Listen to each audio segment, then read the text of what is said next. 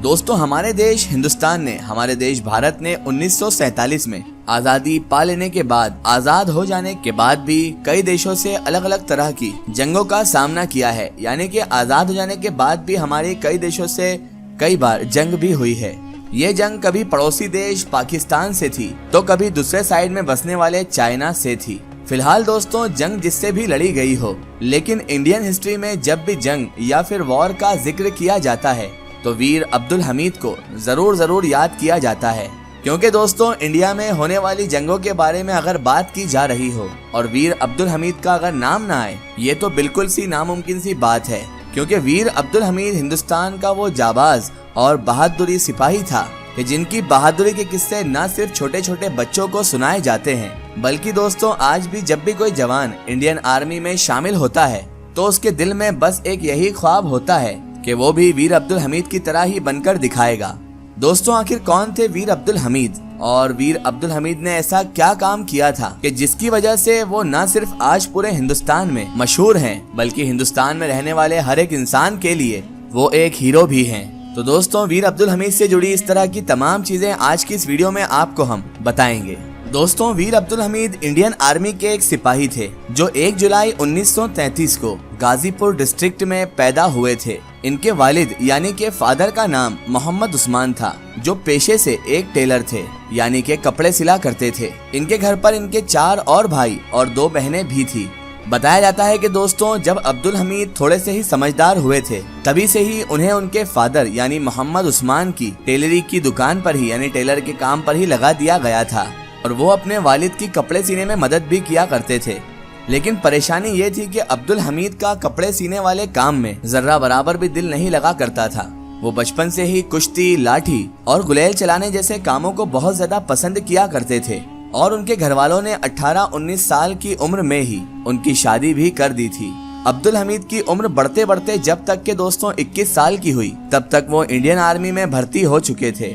क्योंकि दोस्तों, जैसा कि मैंने आपको बताया कि वीर अब्दुल हमीद बहुत ज्यादा बहादुर और होशियार और दूसरे आम लोगों से अलग हटकर सोच रखने वाले इंसान थे, तो इसीलिए बहुत जल्दी इंडियन आर्मी में भी उनकी पोजीशन बढ़ती चली गई। 1962 में इंडिया और चाइना के बीच होने वाली जंग अब्दुल हमीद की पहली जंग थी। इस जंग में वीर अब्दुल हमीद ने न सिर्फ अपनी बहादुरी के जौहर दिखाए थे, बल्कि बड़े बड़े ऑफिसर्स के सामने ये साबित भी किया था कि अब्दुल हमीद कोई आम इंसान नहीं है, बल्कि दूसरों से बहुत ज्यादा अलग इंसान है।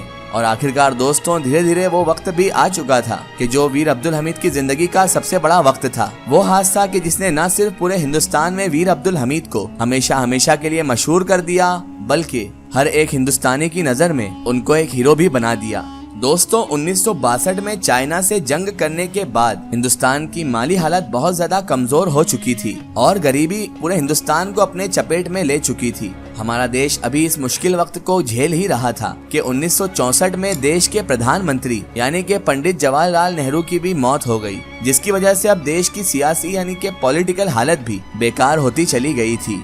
ऐसे वक्त में कि जिस वक्त में हर तरफ से इंडिया मुसीबतें ही झेल रहा था, तो उस वक्त पाकिस्तान ने एक साजिश की और कश्मीर पर हमला करने का फैसला कर लिया। बताया जाता है दोस्तों कि जिस वक्त इस जंग का ऐलान किया गया, उस वक्त बहुत सारे फौजियों के साथ साथ वीर अब्दुल हमीद भी अपने घर छुट्टियों पर आए हुए थे। वीर अब्दुल हमीद को उसके बाद जैसे ही इस बात की खबर लगी कि बॉर्डर पर जंग छिड़ चुकी है और सभी फौजियों को वापस आने का ऑर्डर भी जारी किया गया है, तो वीर अब्दुल हमीद ने फौरन वापस जाने का फैसला भी कर लिया। बताया जाता है कि वीर अब्दुल हमीद के घर वालों ने इन्हें रोकने की बहुत ज्यादा कोशिशें की थी और उसकी वजह ये थी कि क्योंकि जब ये वापस आने का फैसला कर रहे थे तो इनकी साइकिल की चेन टूट गई थी और उसके बाद जब इन्होंने ट्रेन से जाने का फैसला किया तो इनकी वो ट्रेन भी छूट गई थी और अब इनके घर वालों को ये महसूस होने लगा था कि साइकिल की चेन टूटना और ट्रेन छूट जाना ये सब अपशगुन है, हो ना हो कुछ ना कुछ बुरा तो होने वाला ही है। लेकिन अब्दुल हमीद अपने घर वालों की कोई भी बात मानने के लिए राजी ही नहीं हो रहे थे। आखिरकार फिर वो कुछ दिन का सफर तय करने के बाद अपनी ड्यूटी पर आखिरकार पहुंच ही गए और वीर अब्दुल हमीद की ड्यूटी पंजाब के उस बॉर्डर पर लगाई गई थी कि जो पाकिस्तान देश के बॉर्डर से टच होता है। दोस्तों, 1965 की जंग में पाकिस्तान ने सबसे पहले जम्मू कश्मीर से ही घुसने की कोशिश की थी, लेकिन क्योंकि वहां पर तो पहले से ही पूरी इंडियन आर्मी अलर्ट पर थी, इसीलिए वो इस इलाके से घुसने में कामयाब ना हो सके। फिर पाकिस्तान आर्मी की कुछ टुकड़ी ने पंजाब के उस बॉर्डर से घुसने का प्लान बनाया कि जिस बॉर्डर पर अब्दुल हमीद की तैनाती थी। वीर अब्दुल हमीद को जब किसी आम नागरिक के जरिए से ये खबर मिली कि पाकिस्तान की एक टुकड़ी अपने बड़े बड़े टैंक लेकर इसी रास्ते से अंदर घुसी चली आ रही है, तो वीर अब्दुल हमीद फौरन सतर्क हो गए। उन्होंने अपने अंडर में रहने वाले सभी के सभी फौजियों को, सैनिकों को इकट्ठा किया और उसके बाद उन्होंने सर्च ऑपरेशन भी शुरू कर दिया। अब्दुल हमीद उस वक्त आरसीएम नाम से पुकारे जाने वाली एक ऐसी जीप पर सवार थे जिस जीप के आगे की साइड में गोला फेंकने वाली एक बंदूक लगी होती है और उनके बराबर में ही दोस्तों उनका ड्राइवर नसीर बैठा हुआ था। और इन लोगों ने अपनी जीप को खेतों में एक ऐसी जगह पर खड़े कर रखा था कि जो दूर से किसी को भी दिखाई नहीं दे रही थी। और फिर आखिरकार बहुत लंबे वक्त तक इंतजार करने के बाद वीर अब्दुल हमीद को मिली वो खबर सही साबित हुई और वीर अब्दुल हमीद को बहुत दूर से ही एक टैंक नजर आने लगा। वीर अब्दुल हमीद को जैसे ही टैंक नजर आया, उन्होंने सभी सिपाहियों को ये अलर्ट कर दिया कि मुझे एक पाकिस्तानी टैंक नजर आ चुका है। कुछ देर बाद ही एक एक करके एक के पीछे एक बहुत सारे टैंक्स नजर आने लगे थे। अब्दुल हमीद ने फौरन अपने जीप में लगी बंदूक से निशाना साधा और उन टैंकों पर अटैक कर दिया। अब्दुल हमीद का सीधा निशाना सीधा का सीधा सबसे आगे चल रहे पाकिस्तानी टैंक पर जाकर लग गया, जिसकी वजह से दोस्तों उस टैंक के चिथड़े चिथड़े उड़ गए। पीछे चल रहे दूसरे पाकिस्तानी टैंक अब तक कोई समझ पाते, उससे पहले ही अब्दुल हमीद ने अपना दूसरा अटैक भी कर दिया था। अब्दुल हमीद का यह दूसरा निशाना भी सीधा पाकिस्तानी आर्मी के दूसरे टैंक पर जाकर लग गया। इसकी वजह से पाकिस्तान आर्मी का दूसरा टैंक भी तबाह बर्बाद हो गया था। ये तबाही देखकर बचे हुए टैंक्स में बैठे हुए पीछे सारे फौजी अपने अपने टैंक छोड़कर भाग गए थे।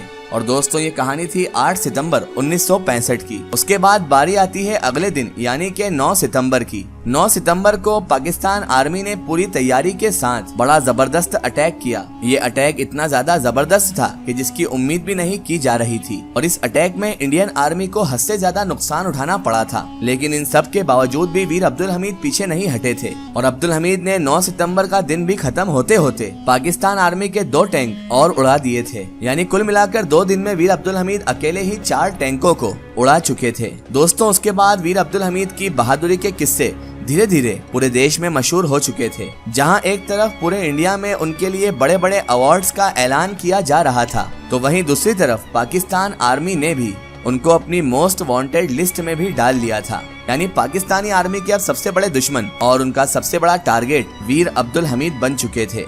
दोस्तों अब बारी आती है तीसरे दिन यानी 10 सितंबर 1965 की, क्योंकि दोस्तों पाकिस्तान को पिछले 2 दिनों में वीर अब्दुल हमीद की वजह से हद से ज्यादा नुकसान उठाना पड़ा था। इसीलिए वो वीर अब्दुल हमीद से मुकाबला करने के लिए हद से ज्यादा तैयारी के साथ आए थे। लेकिन दोस्तों वीर अब्दुल हमीद ने तीसरे दिन अपनी रणनीति को बदल दिया था और उन्होंने तो अपनी पूरी टुकड़ी को ही, पूरी टीम को ही 3 हिस्सों में डिवाइड कर दिया था। बटी हुई तीनों टुकड़ियां खेतों में छुप छुप कर पाकिस्तानी टैंकों पर अटैक कर रही थी। हैरानी की बात यह है कि तीसरे दिन पाक आर्मी के इतने मजबूत होने के बाद भी वीर अब्दुल हमीद पाक आर्मी के 3 और टैंक तबाह करने में कामयाब हो गए थे। लेकिन दोस्तों बदकिस्मती की बात ये थी कि इस बार पाक आर्मी ने उनकी आरसीएल जीप को देख लिया था। पाक आर्मी ने जैसे ही उनकी जीप को देखा तो फौरन उनके ऊपर एक गोले से अटैक कर दिया और वो गोला सीधा अब्दुल हमीद की जीप पर जाकर लग गया, जिसकी वजह से उनकी पूरी के पूरी जीप के ही चिथड़े उड़ गए और वीर अब्दुल हमीद भी इस दुनिया को हमेशा हमेशा के लिए अलविदा कह गए। दोस्तों वीर अब्दुल हमीद की गाड़ी के जो ड्राइवर थे, जिनका नाम नसीर था, वो भी उस वक्त वीर अब्दुल हमीद के साथ उस जीप में ही सवार थे। लेकिन खुशकिस्मती से इस हादसे में उनकी जान तो बच गई थी कि नसीर को आज तक इसी बात का दुख है कि वो भी वीर अब्दुल हमीद के साथ साथ ही उस दिन इस दुनिया को छोड़कर क्यों नहीं चले गए। उन्होंने कई बार कई टीवी इंटरव्यूज में रो रो कर इस बात का इजहार किया है कि काश मैं भी उस दिन अपने मुल्क के लिए इस दुनिया को छोड़कर चला गया होता। दोस्तों जिस फोटो को इस वक्त आप अपनी स्क्रीन पर देख रहे हैं, ये वीर अब्दुल हमीद की वाइफ यानी उनकी बीवी रसूलन बीवी की है, जो अभी कुछ साल पहले ही इस दुनिया को अलविदा कह चुकी हैं। लेकिन जब 2008 में इन्होंने देश की प्रेसिडेंट प्रतिभा पाटिल से मुलाकात की थी तो ये रोने लग गई थी और इन्होंने रोकर देश की सरकार से ये गुहार लगाई थी कि वीर अब्दुल हमीद को वो सम्मान नहीं मिल सका है जो उन्हें मिलना चाहिए था। इसीलिए सरकार को चाहिए कि वो वीर अब्दुल हमीद को वो सम्मान दे कि जिसके वो लायक हैं। साथ ही साथ इन्होंने ये भी मांग की थी कि इनके इलाके का जो रेलवे स्टेशन है उसका नाम भी वीर अब्दुल हमीद के नाम पर ही रखा जाए। इसके अलावा वीर अब्दुल हमीद के नाम से एक हॉस्पिटल भी खोला जाए और वीर अब्दुल हमीद के नाम से ही एक आर्मी सेंटर भी खोला जाए। इसके अलावा इन्होंने अपने बच्चों को सरकारी नौकरी देने की भी रिक्वेस्ट की थी। दोस्तों रसूलन बीबी तो इस दुनिया से चली गयी, लेकिन शायद ही उनकी मांगों में से कोई भी एक मांग अभी तक पूरी हो पाई होगी। बहरहाल दोस्तों, आज की हमारी वीडियो में बस इतना ही। अगर ये वीडियो आपको पसंद आई है तो इसे ज्यादा से ज्यादा शेयर कीजिए और इसे अपने फ्रेंड सर्कल, अपने रिश्तेदारों तक जरूर पहुंचाएं। इसी तरह की इन्फॉर्मेटिव और हिस्टोरिकल वीडियो के लिए हमारे चैनल को सब्सक्राइब कीजिए और पास में दिए गए घंटी के आइकन को जरूर दबाएं ताकि हमारी आने वाली हर नई वीडियो की नोटिफिकेशन आप तक पहुंचती रहे।